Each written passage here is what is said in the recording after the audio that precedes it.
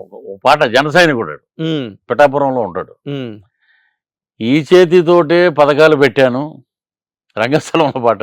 ఉమ్. ఈ చేతితోటే పథకాలు పెట్టాను, ఈ చేతితోటే డబ్బులు పంచాను, ఈ చేతితోటే బటన్లు నొక్కాను, ఈ చేతితోటే రాష్ట్రాన్ని దోచాను, ఇన్ని చేసిన నాకు 11 ఇస్తారా, ఊరయ్యో నాయ్యా, ఊరయ్యో నాయ్యా. ఇది పాడే ఆ చిన్న కన్క్లూజన్ కూడా చెప్పావా అని అన్నాను.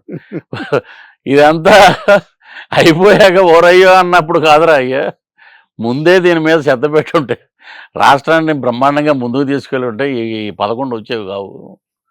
అందుకని చెప్పి నేను అంతే. ఇది బాగా ముందుకు తీసుకెళ్తాను అది పాట అన్నట్టు. బా- అంటే మీటింగుల్లో ఉత్తేజపరచడానికి కార్యకర్తల కోసం పెడతాను. ఒరే నువ్వు వెళ్తున్నావు కదా ఇంటర్వ్యూకి, కాదు, మీరు పాడడం 11 వచ్చాయంటారేంటి?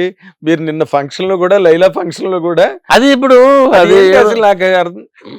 అదేదో యాదృచ్ఛికంగా జరిగిందండి నాది. ఏంటంటే నేను మేకల బండి అవును.